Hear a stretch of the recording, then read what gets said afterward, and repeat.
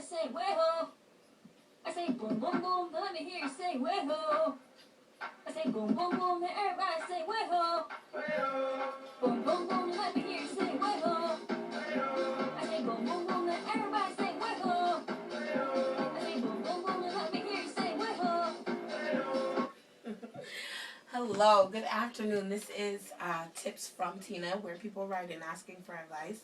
No, I am not a professional. I am not a therapist, but I've lived a lot of life and I have a lot of advice to give.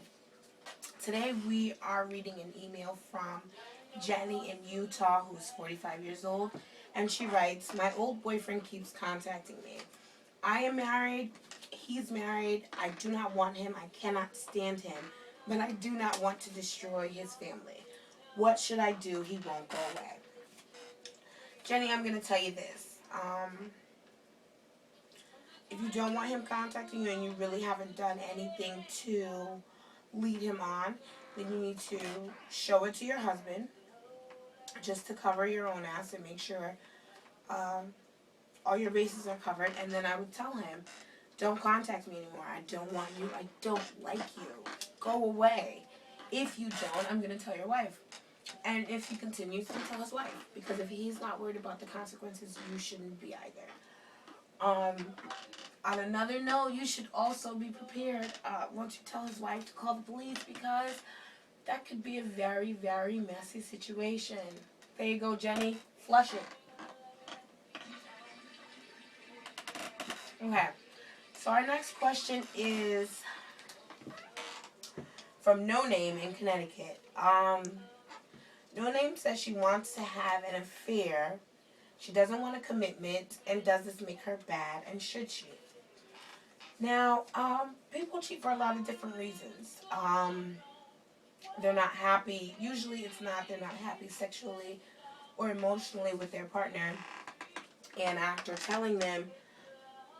expressing to their partner that they're not happy and their partner doesn't do anything about it, they resort to cheating, which is pretty normal.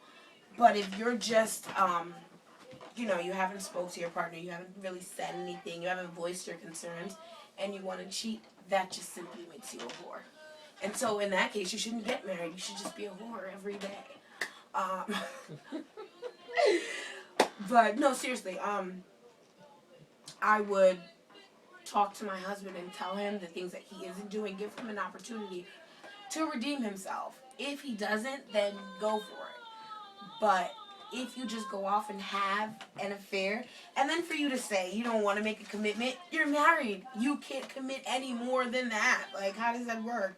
Does it make you bad? Yes, because when you made that commitment and you said those vows and you exchanged rings, you kind of, if not to be monogamous, because everybody's relationship is different, but to at least be upfront and honest. And having an affair implies that you're lying, implies that you're not being honest. So go be a whore. You know you're going to do it anyway. You're not going to listen to me. Flush it. Okay, so our next question is from Complicated in Connecticut. "My parents don't understand me. They want me to stay in our religion, and I don't want to. I want to be with my boyfriend, but he's not religious. What should I do?"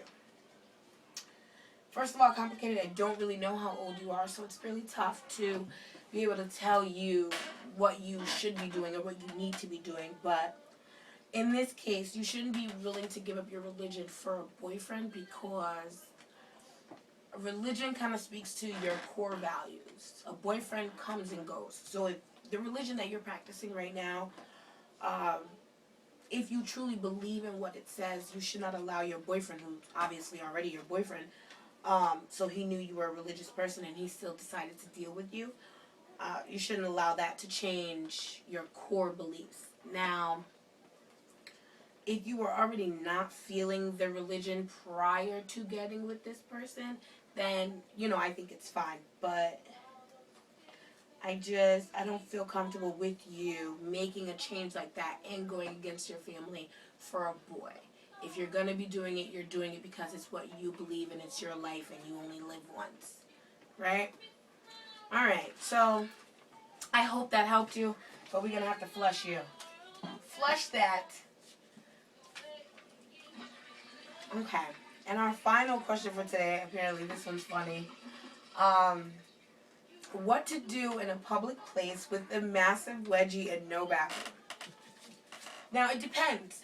It truly depends on what kind of wedgie we're talking about. Because this gets really deep. There's levels to this, right? If you have the wedgie that's all wrapped up in your hair and in your body parts, and it hurts so much you can't walk, stop. Wherever you are, in the middle of the street, stick your hand in there and take that junk out. Because when it starts to pull out your hair, you start chafing, you're going to really feel it in a couple of hours, right? But if it's your regular, classic, garden variety wedgie, maybe if you're there with someone, you might try to lean up against them. If you're a female and it's a guy, you might want to tell him to do it. Make it something sexual, make it flirty and fun. Worst case scenario, stick your arm down like you got an itch, And while you scratch and tug. Because I know how that is, it's just like Pac-Man and just flapping, and it eats it up. I get that. I understand. So, that's all that we have. That's all the questions that we have for today. Feel free to write into my email at tipsfromtina@gmail.com.